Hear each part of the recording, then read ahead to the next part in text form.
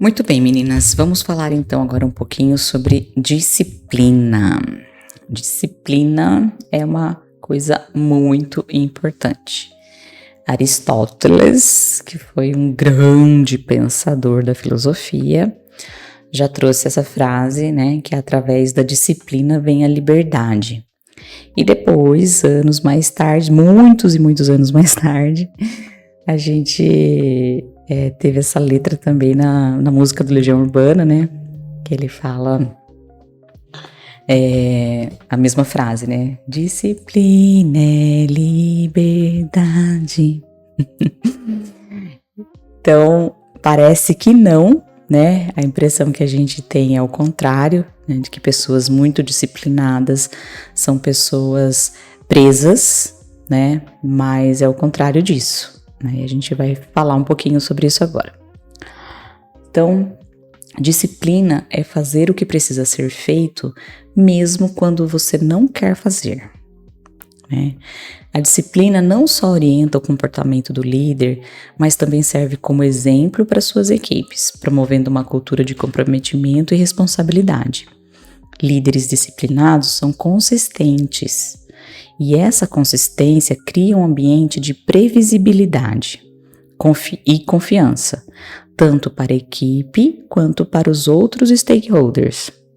Quando os colaboradores sabem o que esperar do seu líder, há uma maior estabilidade organizacional, o que resulta em uma equipe mais engajada e produtiva.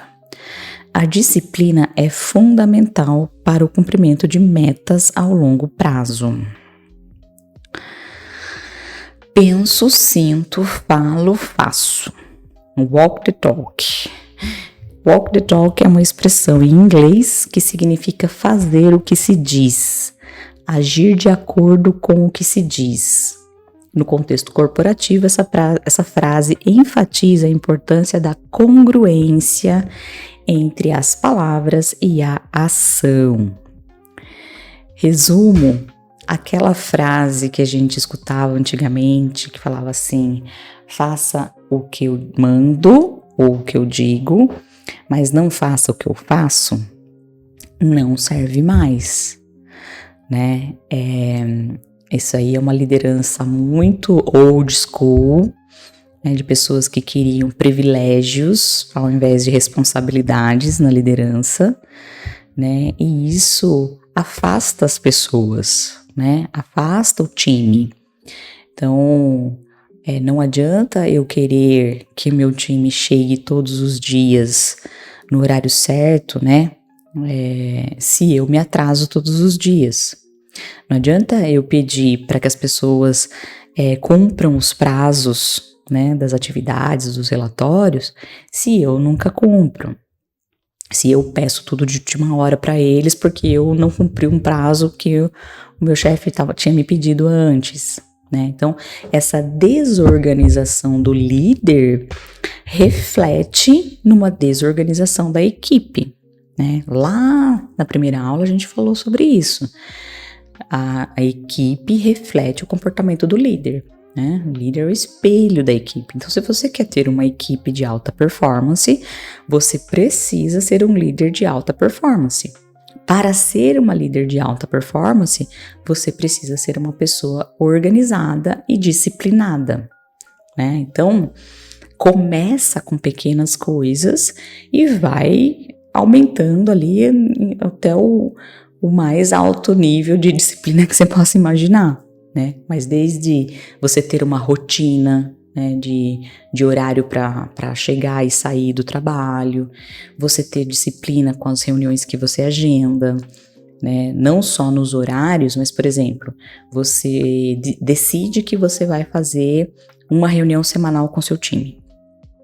E aí, todo dia que é o dia da reunião, você desmarca, né? Ou você desmarca um dia antes, ou você não aparece, não avisa ao time. Isso é uma falta de disciplina com o que você se comprometeu a fazer, né?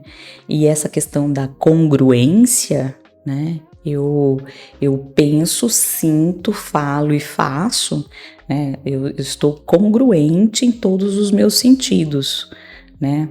Eu não estou me comportando de maneira diferente do que eu penso e do que eu falo, né? Eu falo que as pessoas precisam ser confiáveis, mas eu me comporto de uma maneira não confiável, né? Então, essa congruência precisa existir para que as pessoas confiem em você, né? Tudo sempre vai ser um processo de confiança e conexão, porque tudo se trata de relacionamentos no fim do dia, né? Aqui eu trouxe um livro, que eu tenho ele aqui também. Tem 2 que eu gosto muito. Eu trouxe esse aqui para vocês, que é O Poder do Hábito.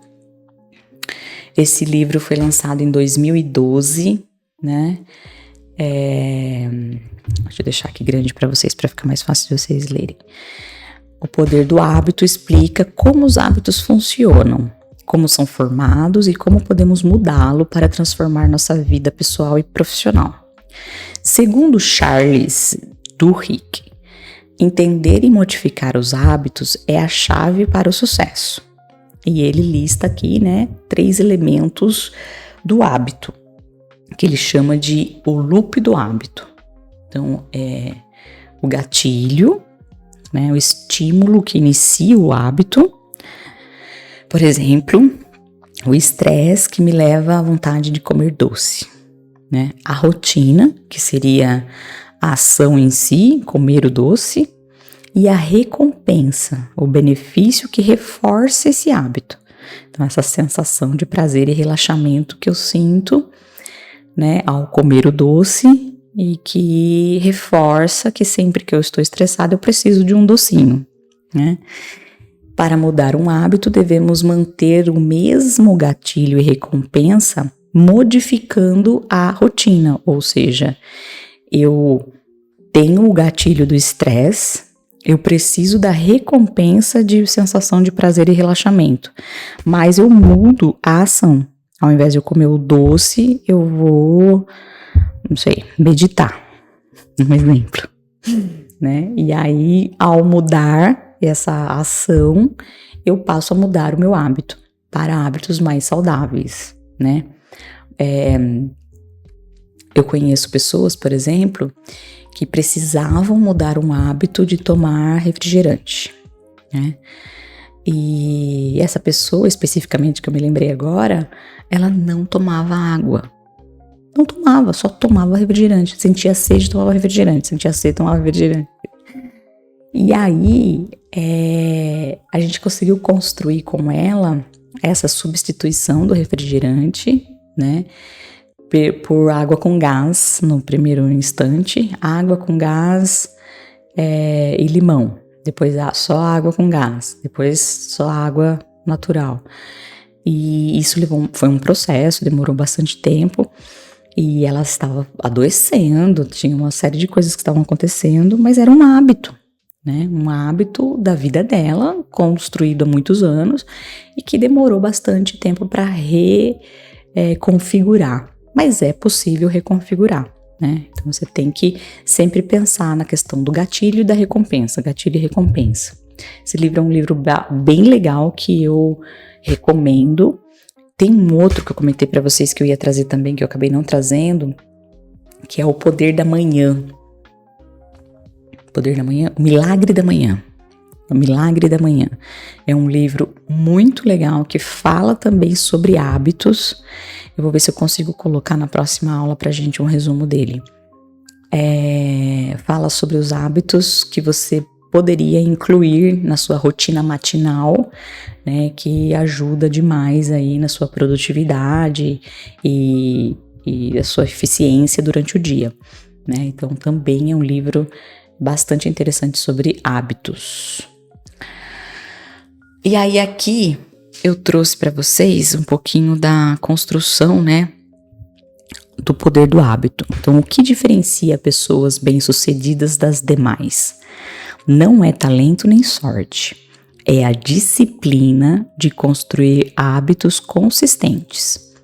Muitas vezes pensamos na disciplina como um esforço constante e desgastante, mas na verdade a disciplina se torna leve quando transformamos as ações em hábitos automáticos.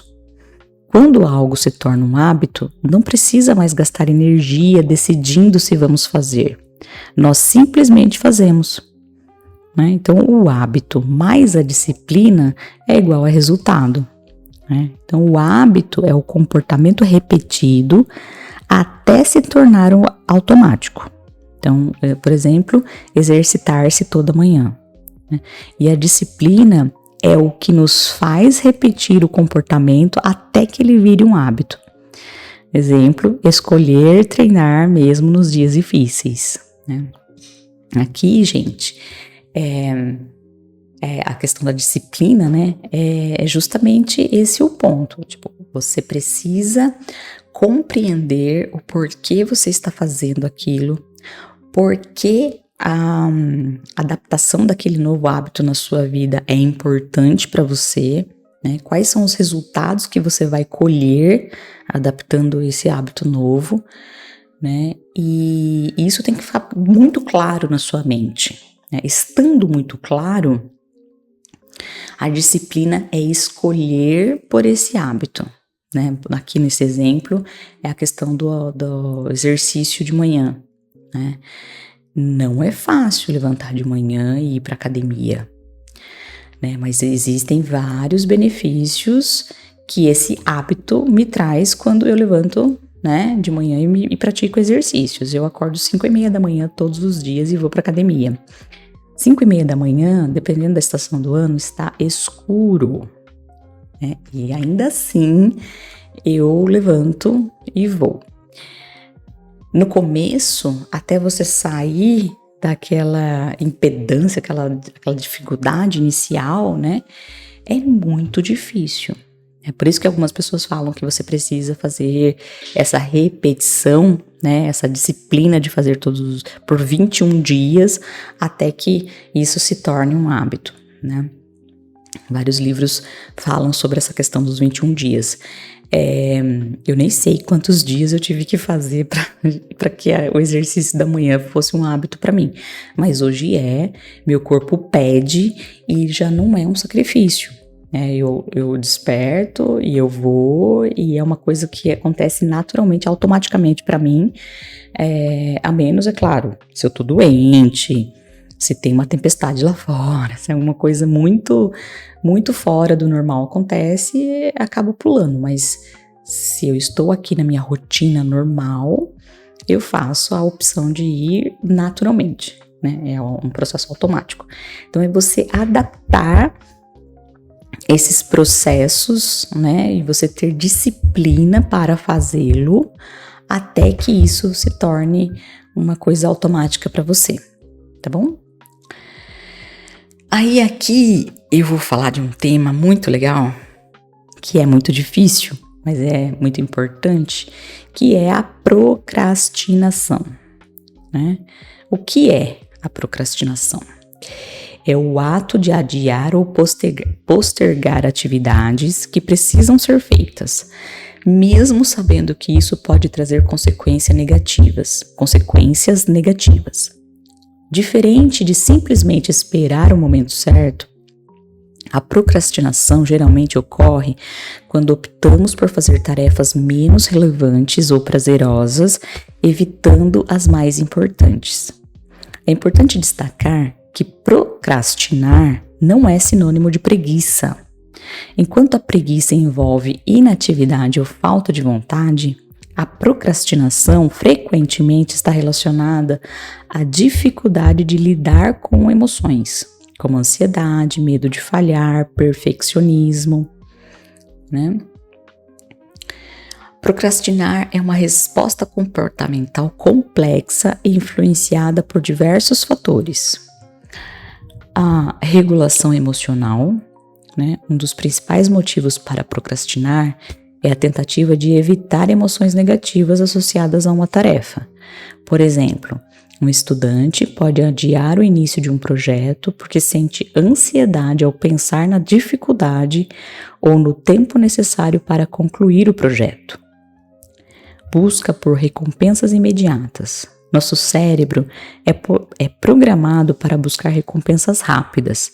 Tarefas importantes, mas demoradas, não oferecem o mesmo prazer imediato de assistir um vídeo ou navegar nas redes sociais, por exemplo.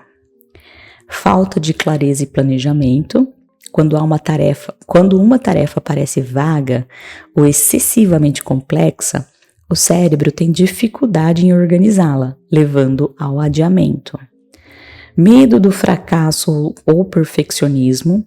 A procrastinação pode ser uma forma de autoproteção. Evitar começar uma tarefa reduz a possibilidade de falhar, pelo menos no curto prazo. Fadiga mental. Altos níveis de estresse ou falta de descanso adequado podem prejudicar a capacidade de foco e atenção, incentivando a procrastinação. Então, gente, aqui eu peguei isso aqui do site da doutora Ana Beatriz Barbosa, é bem famosa aí nesses temas, né, TDAH, principalmente, né, mas ela listou aqui, na verdade, né, essas 5 possibilidades, né, essas 5 possíveis razões pra gente procrastinar. E eu digo assim, eu sempre fui uma pessoa muito bem resolvida com relação à entrega, né? Sempre fui uma pessoa de muito boa performance, de entregar tudo que me era pedido, de entregar mais do que era pedido, de estar sempre em dia com as minhas atividades, né? Eu lembro uma época da minha vida, eu não ia embora se eu não tivesse lido todos os meus e-mails, respondido todos os meus e-mails, então eu limpava todinha a minha caixa de entrada antes de ir embora, né? Eu ainda faço isso às vezes, mas procuro, né, sempre deixar tudo em dia, mesmo tendo essa tendência, né, a fazer boas entregas, a estar sempre conectada, preocupada aí com a performance. Eu me vi nesse processo de procrastinação intenso algumas vezes, né? E principalmente por esses 2 últimos motivos, né? A questão da fadiga mental. Eu passei por uma fase que eu tive um burnout, né? Eu estava trabalhando demais, né? Muitas horas, muitas mesmo, e num nível de estresse e de pressão altíssimo, né? Então eu só vivia, pensava, comia e bebia trabalho, né? Quase que 24 horas, assim, muita intensidade, e eu tive um burnout. E aí, antes de ter o burnout, algumas semanas antes, eu me percebi não querendo fazer as minhas atividades, postergando, não querendo começar as coisas, desmarcando reuniões, não querendo participar das reuniões, não querendo iniciar projetos e começar coisas novas, que sempre foram coisas que eu amei fazer, né? Que estavam sempre na minha rotina. E eu vivi isso, assim, pra mim foi muito claro depois que eu passei, depois que eu tive esse momento de estresse, assim, né, gigante ali, que eu tive que ir pra casa, eu fui pro hospital, fiquei 2 semanas em casa, foi um processo bem intenso, assim, fui diagnosticada, né, era burnout mesmo, então foi uma série de recomendações que aconteceram depois, enfim. Mas depois de tudo isso, eu percebi que eu estava vivendo essa fase de procrastinação por conta dessa fadiga, desse cansaço extremo que eu estava vivendo, né, naquele momento. E o 4º, né, que foi um outro momento da minha vida, que tinha um projeto muito importante que eu precisava entregar, né, era uma coisa importante para mim, para minha vida, mas que eu queria que fosse perfeito, e eu não conseguia nem começar, de tanto medo que eu tinha de não conseguir entregar da maneira como eu achava que teria que entregar, né? E aí eu ia postergando. Aí quando chegava no limite, assim, não tenho o que fazer, aí eu não fiz bem feito, porque eu perdi tempo, né? E colhi o resultado que eu mais tinha medo de colher, né? Que era uma crítica, né? Ter feito direito e, né? Enfim, um resultado que não era o que eu que não era o que eu queria, mas eu esperava por ele, né? E aí eu procrastinei tanto que eu colhi de fato aquele resultado que eu estava esperando. Então, a gente precisa, ter essa reflexão com a gente mesma. Essa conversa sincera, honesta com a gente mesma é muito importante para a gente identificar esses padrões de comportamento, sabe? Anote no seu caderno o que você está sentindo, por que você não está entregando o que você precisaria entregar, o que está conduzindo você para esse movimento de procrastinação, né? É importante, quando a gente começa a fazer essa reflexão, as respostas começam a vir. E aí a gente vê que tem uma causa ali, né? Muito bem, vamos seguir aqui. Como superar a procrastinação? Então, para superar a procrastinação, exige autoconhecimento e mudanças práticas. Aqui estão algumas estratégias. Quebre as tarefas em partes menores. Dividir grandes projetos em etapas menores torna as tarefas mais manejáveis e menos intimidadoras. Use o método Pomodoro. Trabalhe por blocos de tempos, ou seja, 25 minutos de foco, 5 minutos de descanso. 25 minutos de foco, 5 minutos de descanso. Essa técnica tende a reduzir a sensação de sobrecarga e melhora a concentração. Defina metas claras e realistas. Estabeleça os objetivos específicos para cada dia, priorizando o que é mais importante. Crie um ambiente livre de distrações. Elimine as notificações do celular, mantenha o seu espaço de trabalho organizado. Recompense-se por conquistas. Ofereça a si mesmo pequenas recompensas após concluir etapas importantes. Isso estimula o cérebro a associar o trabalho com prazer. Pratique a autorreflexão. Identifique os gatilhos emocionais que levam à procrastinação e trabalhe para enfrentá-los. Então, é justamente o que eu acabei de falar, né? Essa conexão com você mesma, essa reflexão com você, no seu caderninho, escrevendo o que você está sentindo, tentando identificar esses gatilhos, essas possíveis causas, né? Porque o que está te levando a procrastinar, né? Esse ambiente livre de distração também é muito importante, né? Eu já vi pessoas trabalhando em ambientes muito desorganizados, né? Principalmente quando a gente trabalha em casa, né? Porque na empresa também pode acontecer isso no escritório, mas quando você trabalha na sua casa, tem uma tendência a você ficar um pouco mais relaxada, né, com essa organização, com esse cuidado. E eu já vi gente trabalhando em mesa cheia de salgadinho, de prato de comida, de 3 garrafas de água, cair as coisas em cima do computador, ter 3, 4 monitores enormes assim na mesa, não ter nem espaço para a pessoa respirar naquele ambiente, né?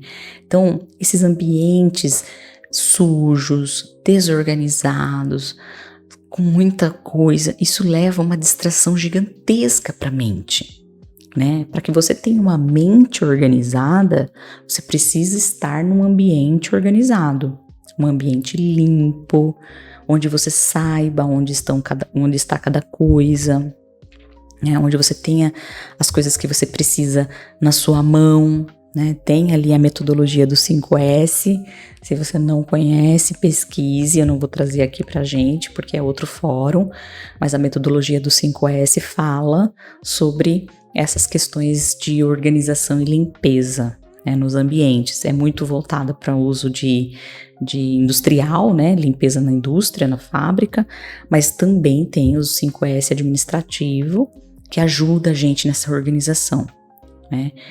E tirar de perto o celular, tirar de perto todas essas possíveis distrações aí que podem tirar o seu foco, né? Aqui eu tenho uma coisa que me incomoda demais, que é o celular, né? Tocando, né? Vibrando, na verdade, a cada mensagem do WhatsApp que chega, a cada e-mail que chega, ele vem bum, bum, bum. E não sei se vocês já perceberam, mas toda hora eu dou uma olhadinha para baixo porque é uma mensagem que tá chegando, um e-mail que tá chegando. E isso é chato, tira o foco, né? A gente tira a nossa concentração, né? Eu, infelizmente, não consigo tirar completamente o celular ainda de perto, porque é uma ferramenta de trabalho, eu uso para o dia a dia de trabalho, mas eu tirei as notificações de Instagram, tirei notificações de redes sociais, porque eu não quero me perder mais ainda, né, com coisas inúteis, né? Minimamente, assim, eu posso tirar o meu foco ali naquele momento para responder algum e-mail, para ver alguma mensagem importante que chegou, mas ainda está relacionado ao meu trabalho e não relacionado a distrações, né? Então, se você puder ficar livre desse tipo de distração, fique, para que você mantenha o seu foco nas suas atividades, né? E a número 1 aqui, de quebrar as tarefas, né? Também é muito importante, né? Às vezes você vê o elefante gigante, você já até deita para trás, fala, como é que eu vou cortar esse elefante, né? E aí só que se você for cortando ele aos pouquinhos, que exemplo horrível, né? Cortar o elefante, porque é um exemplo que é muito usado, assim, né? Você cortar o elefante aos pedacinhos, né? Mas, enfim, serviu pra gente entender o conceito, né? De você quebrar as atividades em atividades menores, para que você tenha essa sensação de entrega, essa sensação de vitória a cada entrega que você faz, tá bom? Vamos lá, continuando. Disciplina não é sobre perfeição, é sobre consistência, né? É você fazer todos os dias continuidade, né? Você dar continuidade a uma atividade, né? Com consistência, né? Não adianta você começar com muita intensidade, com muito entusiasmo e depois ir perdendo no caminho e parar de fazer, né? É mais importante que você comece mais tranquila, mais lenta, mas que você mantenha esse ritmo consistentemente, né, do que você entregar tudo já logo de começo e depois ter que parar no meio do caminho, né? Isso aqui é uma coisa muito interessante, uma dica muito interessante para quem está entrando numa empresa nova. Eu acabei de chegar numa empresa, e aí eu venho com aquele gás, com aquela energia, com aquela vontade de fazer coisas, e eu começo a iniciar um monte de atividade, começo a abrir vários projetos, a ter várias ideias, e o meu nível de intensidade vai lá em cima, porque eu quero fazer tudo, quero mudar o mundo. Só que no meio do caminho eu encontro resistências, eu encontro várias dificuldades, várias coisas que eu não tinha pensado, eu fico cansada, né? E aí eu deixo de entregar. Isso não é alta performance, gente. Alta performance é você fazer bem feito, com consistência ao longo do tempo, tá? Então, não comece coisas demais, não comece, não tenha muitas iniciativas logo no começo, não abra a sua caixa de ferramenta toda de uma vez. Vai devagar, vai observando, né? Quando você chega numa empresa nova, eu sempre digo para as minhas mentoradas, são 90 dias de diagnóstico, observação, sem julgamento, sem arrogância, sem crítica, observação. entender os processos, entender as pessoas, os relacionamentos, entender como a empresa funciona, a cultura, quem é amigo de quem é resistência, quem é colaboração, quem vai te ajudar, quem não vai, né? Quais são os processos críticos, processos chaves, tem contingência, não tem contingência, quais são os riscos, entender os processos, entender as pessoas. É isso que você precisa fazer no começo. Não é começar um monte de coisa, dar um monte de ideia, dar um monte de coisa, que isso daí vai te consumir e você não vai conseguir performar. Tá bom? Continuando. Isso aqui é bem legal. Pergunta para reflexão. Você está dando voos de galinha? Eu te pergunto. Muito conectado, muito linkado com o que eu acabei de falar, tá, gente? Começar e parar. Começar e parar. Isso é dar um voo de galinha. Você já viu a galinha voando? Ela voa assim, ó. O espacinho que ela voa é ridículo, é muito pequenininho, né? Então, não seja uma galinha. Não dê voos de galinha, né? Faça um voo consistente. Nem que você demore um pouquinho mais para fazer a largada, mas faça de forma consistente, que você consiga manter ao longo do tempo, tá? Não faça esses movimentos de início e para, início e para, início e para, porque isso vai tirar toda a sua credibilidade. Tá? As pessoas não confiam em quem começa e para as coisas, quem não entrega, quem não vai até o fim, tá bom?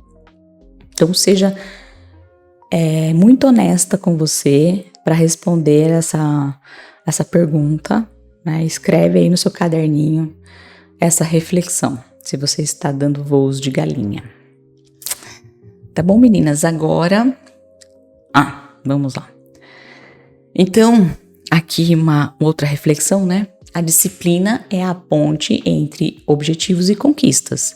Enquanto a motivação pode ser passageira, a disciplina é o que mantém a consistência necessária para alcançar grandes resultados. No mundo corporativo e na liderança, ser disciplinada significa ter foco, compromisso, resiliência para executar as ações certas todos os dias. E aqui vem algumas dicas, né, sobre como desenvolver a disciplina. Então, eu trouxe aqui para vocês. Primeiro, tenha clareza de propósito. Defina claramente o que você quer alcançar e por quê. Relacione suas tarefas diárias com seu objetivo maior. Quando sentir um desânimo, relembre o impacto da sua jornada. Crie rotinas e hábitos poderosos. Estabeleça horários fixos para as suas atividades essenciais. Automatize tarefas repetitivas para reduzir o esforço mental. Comece pequeno e vá aumentando a intensidade com o tempo. Elimine distrações, já falamos, né? Identifique os principais sabotadores da sua produtividade, defina limites para as redes sociais e notificações, priorize o que realmente importa para não se sobrecarregar. Então aqui, meninas, a gente já falou praticamente das 3, né? Essas são as 3 primeiras, a gente tem mais 3 dicas, mas a clareza de propósito vem muito relacionado com a questão da gente saber, né, para onde a gente vai, por que a gente vai, por que nós estamos fazendo o que nós estamos fazendo, né? Eu vou repetir isso várias vezes. Lembra do seu quadrinho, né? Coloca lá os seus sonhos, coloca lá os seus objetivos, por quem você está fazendo o que você está fazendo, por que isso é importante para você, né? É muito importante que você tenha clareza do seu propósito, né? As rotinas, então a gente já falou, né? Estabelecer os horários. No livro do hábito, se eu não estou enganada, não sei se foi nesse livro que eu peguei essa dica, mas tem uma recomendação da gente fazer sempre primeiro o que dá mais trabalho, ou o que é mais chato. Então, eu vou começar meu dia, né? Eu tenho lá minha rotina matinal, daí eu começo meu dia de trabalho. A primeira coisa que eu vou fazer é o que eu não gosto de fazer. Eu já faço logo na primeira parte do dia. Então, exemplo, eu tenho que fazer todo dia um relatório de faturamento, que é um chato, que eu não gosto de fazer, que eu tenho que entrar no sistema, fazer olhar em várias telas diferentes, colocar na planilha, lá. Mas eu tenho que fazer todos os dias. Então, eu vou entrar lá e vou fazer. Essa aí vai ser a minha primeira atividade. Ou eu tenho que fazer uma apresentação super importante para os sócios da empresa e essa apresentação é difícil porque vai me demandar muito tempo. Eu vou fazer ela em primeiro lugar, né?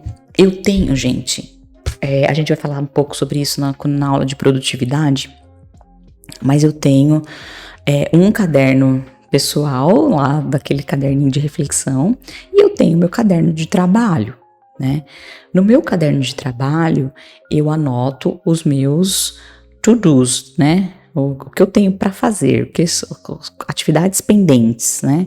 E eu anoto todas as minhas atividades da semana. O que eu preciso fazer esta semana. E eu vou ticando ali conforme eu vou entregando minhas atividades. Esse é o meu jeito, eu sei que é old school, né? Existem várias outras ferramentas, né? Tem Trello, tem no próprio Teams, no Microsoft, tem várias ferramentas para você monitorar atividades, tanto suas quanto dos seus times, né? Das pessoas do seu time. Eu vou deixar algumas aqui para vocês. Na verdade, eu vou deixar na aula de produtividade essas ferramentas, tá?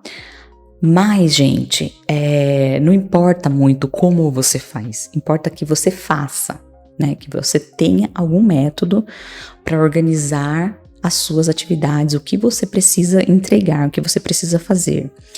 E o que eu faço, eu destaco dessas atividades o que é mais difícil, o que é mais chato, o que eu não gosto muito de fazer. E são nelas que eu começo primeiro. É claro que entre elas vão ter outras coisas que eu gosto de fazer, que eu preciso entregar um pouco antes, então eu vou distribuindo ali na minha semana o que eu vou fazer cada dia, né? E eu vou mantendo a minha rotina. Uma outra coisa que funciona muito para mim, eu tenho reuniões semanais, uma vez por semana, uma reunião com o meu time, todas as pessoas do meu time, os que reportam para mim diretamente, né? Porque eu tenho líderes embaixo de mim que têm times, né? Então, gerentes, e os gerentes têm supervisores, e os supervisores têm os times deles. Então, tem 3 escadinhas ali. Então, o meu time de gerentes eu reúno uma vez por semana para a gente conversar sobre os temas críticos da semana, o que precisa acontecer, o que precisa entregar, as novidades, o que cada um tem de importante para trazer.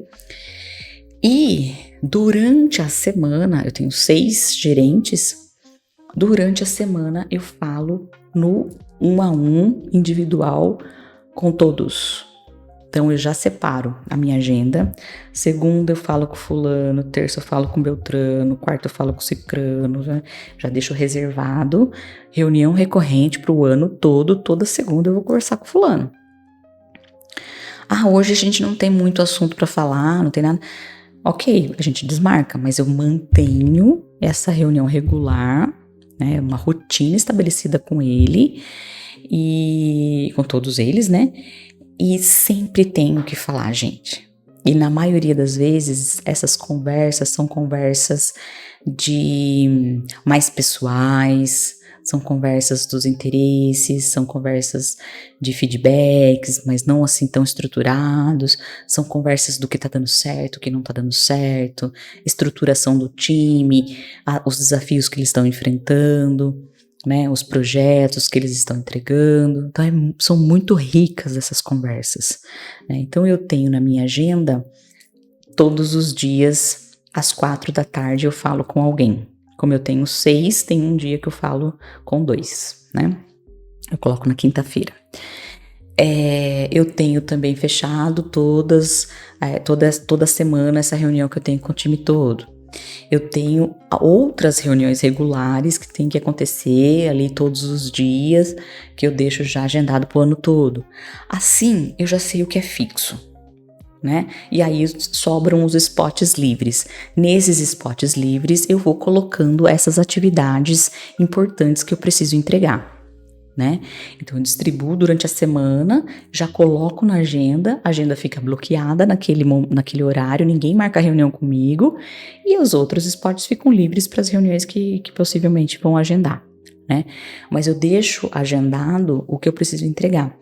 Essa é uma rotina, um hábito que eu criei que me ajuda a ter produtividade, me ajuda a ter ritmo, e eu não vou ficar falando sobre aquele assunto todos os dias. Eu tenho um dia na semana que eu vou falar daquele assunto, e os outros dias eu vou falar de outras coisas, senão eu enlouqueço, porque tem muitos assuntos para tratar, né? Certo? E elimine distrações, já falamos bastante sobre isso, né? Aí aqui tem mais 3 dicas que eu vou trazer aqui para vocês. A regra de 5 minutos, né? Quando sentir preguiça, comprometa-se a fazer a tarefa por apenas 5 minutos. Muitas vezes o maior desafio é o começar. Uma vez iniciada, a chance de continuar aumenta naturalmente, né? Ou seja, eu vou pegar esse livro que eu estou procrastinando para ler e vou ler por 5 minutos. Depois de 5 minutos eu deixo meu relógio para despertar e eu vou parar, né? Então eu começo. Normalmente desperto o relógio e eu continuo lendo por mais um tempo.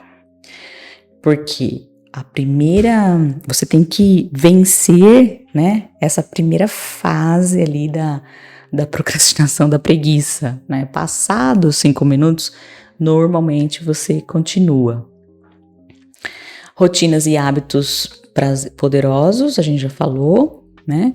E autocontrole e supere a autossabotagem. Reflita sobre as desculpas, antecipe os desafios e tenha estratégias para vencê-los.